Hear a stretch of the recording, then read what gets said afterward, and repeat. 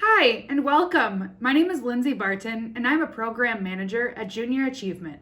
Junior Achievement is a nonprofit organization that inspires and prepares young people to succeed in a global economy.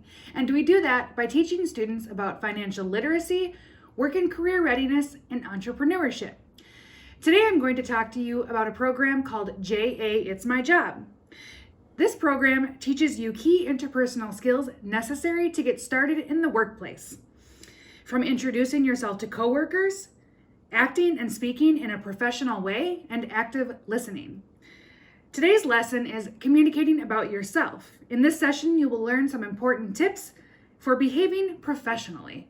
Throughout this session, there is going to be a variety of activities, so let's get started. Being ready to speak to new people, listening attentively, and being able to answer unexpected questions is part of getting a job, any job. Now let's talk about what you wear.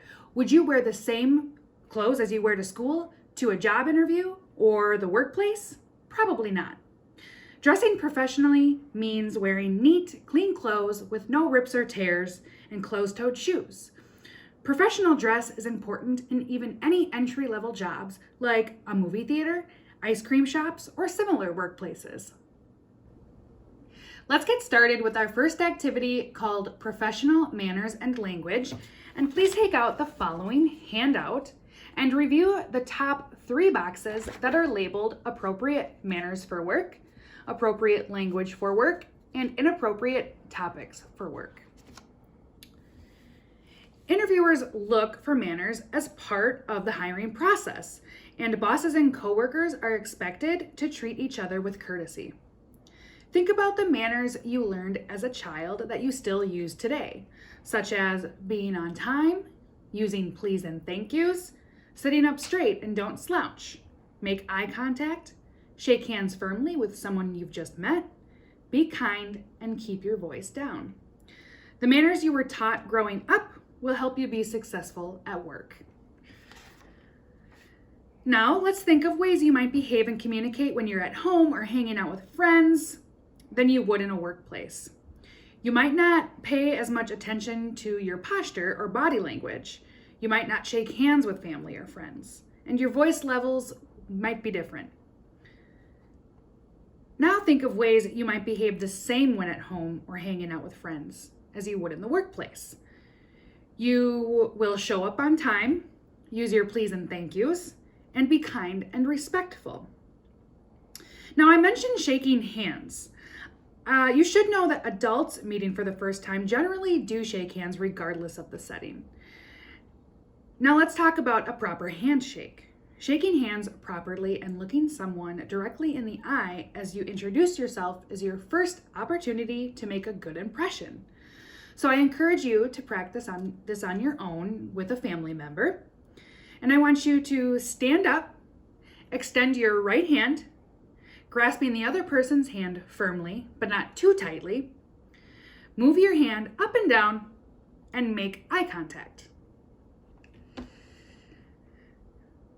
Workplace requires more formal behavior than you typically use when you're at home or out with friends, even if the workplace feels casual. So in the workplace, you should speak differently than you would if you were in a personal setting. For example, you should use your please and thank yous, or excuse me's, and etc. You probably shouldn't gossip, make insults, or complaints when you're at work. And you should not discuss religion, politics, or sensitive topics. Think about the way you speak to people you respect. You wouldn't interrupt or use bad language. You'd let them finish their thoughts before you speak, and then you would speak courteously. So now, I want you to pick up the Professional Manners and Language handout again, and look down at the box called Workplace Dialogue. Please read the dialogue, identify inappropriate manners, language, and topics, then answer the questions and rewrite the dialogue to fix the problems. You'll now take about 5 to 7 minutes to complete the activity. Remember that when you're working, you need to be on your best behavior. because what you do can affect whether you keep your jobs or advance in the organization and whether the organization is successful. When you're on the job, you're a physical representation of where you work.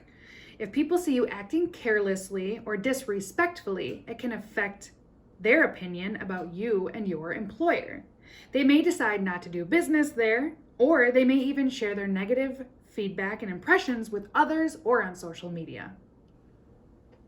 Our next activity is called Active Listening Skills. Practicing active listening helps make you more aware of the meaning behind what's being said and helps improve job performance. If you're afraid of doing something wrong on the job, you might be so focused on that potential disaster that you don't even hear what your supervisor is telling you. And that's a sure way to make your fears a reality. So for this activity, you're going to work with a partner to use active listening for a workplace discussion. So please take a look at your handout and review the active listening tips and active listening no-nos at the top of the page. Then, with your partner, choose your roles and answer the questions to develop some ideas for your character to discuss. Then follow the sequence provided to take turns sharing ideas and active listening. You will have 10 minutes to complete the activity. Feel free to make your stories realistic or wild. Have fun with it. Now it's time for a wrap-up. So remember, it's important to behave and speak professionally in the workplace, whether it's during an interview or after you've gotten hired. Employers and prospective employers need to know who you are so that they can make decisions about hiring you, assigning you job duties, and helping you become the strongest employee that you can be. Communicating in a professional environment is different than when you're talking to family or friends. That's a wrap for this session. Thank you for joining me.